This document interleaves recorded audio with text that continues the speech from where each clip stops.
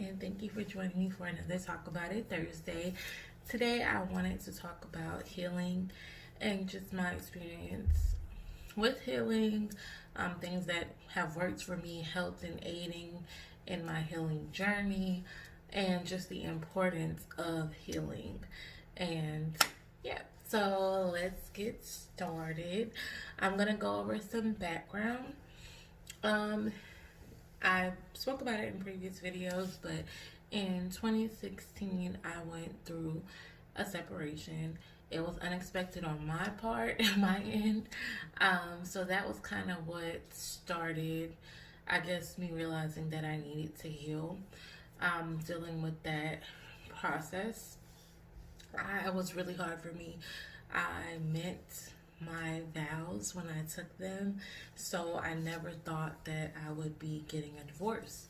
So it was really hard for me to go through that process of one, accepting that I was getting a divorce, and that the marriage was over and it wasn't anything that could be done to fix it. For a while I was so sure that God, I just knew God was gonna, I was like, God, you're gonna work a miracle. I know you're gonna save this. We are gonna be a couple that helps other couples come back from the brink of divorce. And every message that I heard, every book, every song, anything, I've turned it into something that could be used to support what I wanted, which was my marriage to work. So, long story short, didn't work. So, once I kind of accepted that, hey, one, that relationship was not good for me. In the place that I was in, I did not see back then. Now that I've gone through healing and healing from the relationship, I can see it for what it was. But at the time, I thought this was the best I was going to get. I was like, hey, he loves me. He loves the kids. He comes home. He provides. I was like, this is good. But there were things in it that were not good for me. And I kept thinking that this is the best that God is going to give me. So I'm going to hold on to it. And there's a picture that goes around, and it's God is holding something behind his back, and it's a little child standing in front of him with the bear. And the little child's holding the bear so tight, and God has his hand out like this. And it's like he's telling the little child, like, hey, give me that. And the little child's like, no, I love it. But God has something so much bigger behind his back that the child can't see. And that's how I was with this relationship. I was holding on to it so tight. And I just knew, I was like, God, this is it for me. Like, you put us together. God did not put us together. But in my head, I was like, you let us get married, all these different things. So it wasn't until I was able to accept that this relationship was over that I was able to really start the healing process. I got back in therapy, which I did talk about in the last video. But in therapy, I realized I kept thinking it was the marriage. Really, I have had issues from childhood. I spoke briefly about my biological father not being as active in my life as I would have liked. And I had a lot of issues regarding that I didn't really address and talk about until I got in therapy. That stems with some abandonment issues because of that situation. And so, just different things I've gone through in my life. So I had to dig up that stuff and work through those things, which is not easy. It's not easy to confront your past. It's not easy to confront that sometimes the toxic person is you. Those are not easy things to do. So in therapy, I had to go back to my little childhood, the little girl in me, and work on healing her, work on, just uncovering things that I had buried so deep that I didn't even want to talk about. I had to go through all of that and realize, because, like I said, with that marriage, it's like, how did I even get in that relationship? How did I allow myself to stay in that relationship? Looking back, I'm not the same person. And actually, my ex said that to me a while ago, he was like, we're not the same people we were in that relationship. He was like, so to go back to that, that's not fair to you, because he was like, you're not even the same person. And when he said it, I was like, yes, I am. But no, I'm not. And I'm so thankful to God that I'm not that girl, I'm not that person. I've grown so much, and this is not to toot my own horn, but this is just to say it's possible to grow. It's possible to heal. I thought that I would never heal from that. I thought that I was going to be this broken person. I didn't see where the sun was going to come from. But now look at me. It took time. It took years and it took long because I didn't accept it, which is why I'm putting this out. Because if anyone's going through something like I am, it doesn't have to be a marriage. It could be a relationship, a friendship, a job. Just know that God has something for you. And even though it may seem like that ended, that's not the end all be all. That's not if that door shut, honey, let me tell you, God got something better. Okay, God got another door, and I'm so thankful now that I went through that, because the love that I have for myself, y'all, when I tell y'all, the love I have for myself, I did not have that a couple of years ago. And it took losing that relationship for me to find myself, for me to find how I even want to parent my children, how I want them, how I want to really raise them and empower that, hey, I can do this, I can raise my kids. It's things that was one of my biggest fears, one of the reasons why I stayed in the relationship, because I was like, they need a 2-parent household. Children need to see healthy love and relationships, and that isn't what we had. So we are better separate as co-parents. We can still show them that, but we don't have to be together. And I think a lot of times people use the children like, oh, the kids. And it was part of why I stayed, but honestly, I didn't want to be alone. I was scared to be alone.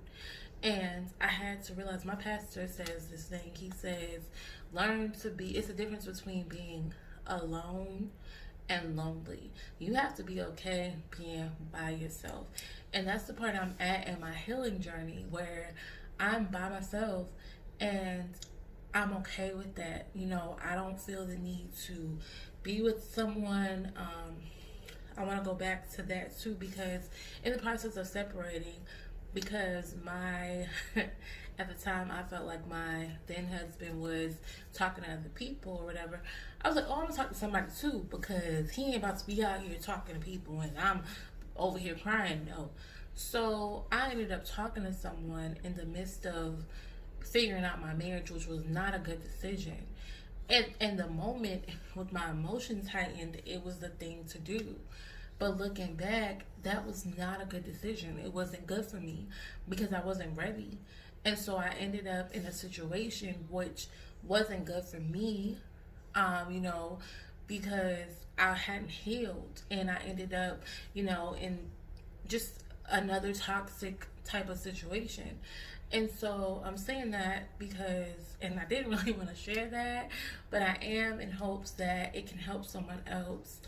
Listen, it is important to heal. Do not keep stacking relationships on top of relationships thinking like, oh, okay, well, I'm going to just talk to this person, or sex is going to help it, or, having somebody to talk to. It takes your mind off of it for a moment. But when you don't heal, you're just carrying it. It's like you got all these bags and you're just carrying it from relationship to relationship, person to person. And that's not healthy. So what I had to do was take a moment. I had one of my friends and she was like, when you gonna be ready for a relationship? Like, it's been years and you keep saying you're not ready. And for a moment I was like, yeah, but I had to stop myself because I'm not ready. And if it takes me years to get ready, I'm okay with that. It has taken me years. But anyway, if it takes you time, it takes you time. Love on yourself. Pour into yourself. Know that you're worthy. Know that you're worth it. And me healing, that has gotten me to the place that I'm at, where now I know my worth. I know I'm still trying to figure out what I want in a relationship. But my relationship with myself, my relationship with God has improved, number one. My relationship with myself, number two. My relationship with my children. The bond that my boys and I have formed over the last couple of years, I wouldn't trade that for anything in the world. The love and the bond that I've found with myself, and I'm still growing, I'm still learning myself. So all of that has been part of my healing journey. Not dating, taking, and some of that was by choice, and some of that was God, like God closing doors because I shouldn't have been dating, but I kept, ending up in situations. So my number one advice is take time to not date. When you're trying to heal from especially a relationship, like take time to not date, take time to get in therapy, build your relationship with God, take yourself on dates. I did that. I would go in it. I would go right now. Okay, if stuff was open, I'll go to Olive Garden in a minute by myself. Table for one, please. And I have me a good old time. I'll go to the movies by myself. I love to go on dates by myself. I'll get dressed and go out. I'll go sit in the car somewhere and read a book. So going on, taking myself on dates. I found out what I like, what I don't like.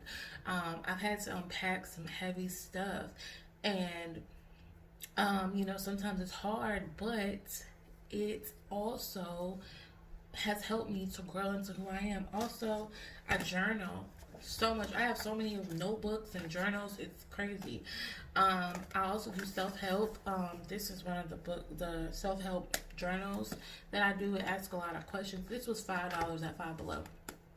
But a journal, I do self-help books. I have a prayer journal that I use, and then I have like a little notebook that I carry around just to jot different stuff down. But I write, so I would say if you are going through a healing journey, keep notes.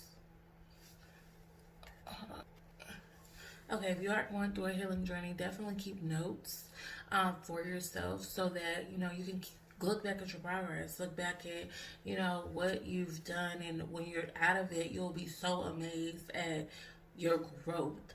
Because I'm telling you, the person I was a couple years ago, not her.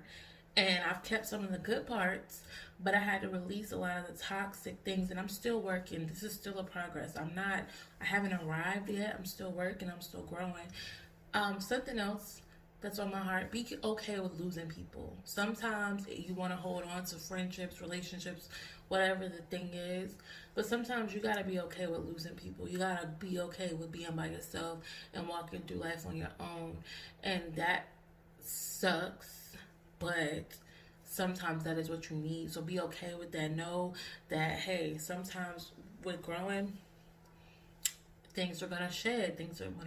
Another one of my friends said that you're gonna shed things, and you have to be in a place where, hey, my healing and my growth, anything I gotta lose, okay, anything I gotta lose is okay with me, as long as I'm healing and growing in the direction that God wants me to grow in. Also, I don't know if y'all can see this, but I do just different little activities to keep my mind going. I do daily affirmations. This right here is a vision board. This right here is a board that I did yesterday, actually. But it says, be your own kind of beautiful. And it just has different things that I want to be. Be unique. Be kind to others. Be responsible. Be confident. And it's just reminders to myself. Pour into yourself. Give yourself the love that you want from other people. Give that love to yourself. Be what you want to attract in anything. I keep saying relationships, but it doesn't have to just be relationships. It doesn't have to be romantic. It could be a friendship, but be the person that you want someone else to be to you. And definitely have an accountability. Have accountability partners. Have wise counsel, wisdom. Those things are important to have. A safety net. People that are going to tell you the honest truth. People that are going to, be there for you and push you along on your journey. Healing is definitely work, but it's worth it once you get to the other side. Ow. Sorry, y'all. My leg. Once you get to the other side, once you see the person that God has for us to be. We're not meant to be broken down. God, when He formed us in our mother's wombs, He did not form us to be broken people. He didn't form us to be people that are not living our best lives. God wants the best for us, and we have to want the best for ourselves, and that means doing the work to get there. And like I keep saying, it is work. Healing is work, but it's worth it. So just to recap, definitely a relationship with God. I highly recommend therapy. I recommend journaling. Just getting out your feelings. You know, I know for me, I kind of get caught up in let me tell somebody. No, sometimes you need to not tell anyone. Sometimes you need to pray. Sometimes you need to write it out. You know, keep track. So take notes, journal, however you do that. Also, just find things that are positive, whether it's music, affirmations, doing vision boards, or, you know, post-it notes, whatever it takes, so that, you know, you're constantly seeing positive things. If that means you got to cut off people or cut off different shows or music, you know what will work for you. But be diligent about it and understand that it's okay. It's gonna, you know, there are gonna be days where it's gonna be hard, but it's so worth it when you love who you are. And understand, everybody's not gonna like it, everybody's not gonna see it, and that's okay too, because as long as you see it and you like it and you know who you are and whose you are, that's what matters. So that's it for today. You all get in the comments and let me know, have you all gone on a journey of healing? You know, what are some tips and things? And also, what is a daily affirmation? I want to put a list together of daily affirmations. So what are some daily affirmations that you use? Thank you guys for joining me for this Talk About It Thursday, and I will see you all next week. Thank you. Oh, happy Mother's Day to all the mothers. You all are awesome. Happy Mother's Day to my mother and my grandmothers, my mama Kim, my grandma Lula, my grandma Irene, and my grandma Ellen. I love you all so much. Happy Mother's Day to my aunts. The list can go on and on, so I'm not gonna name everybody. But happy Mother's Day. You all make my world go round, and I'm so happy and blessed that I know you. And have an amazing day and an amazing Mother's Day. Bye, guys.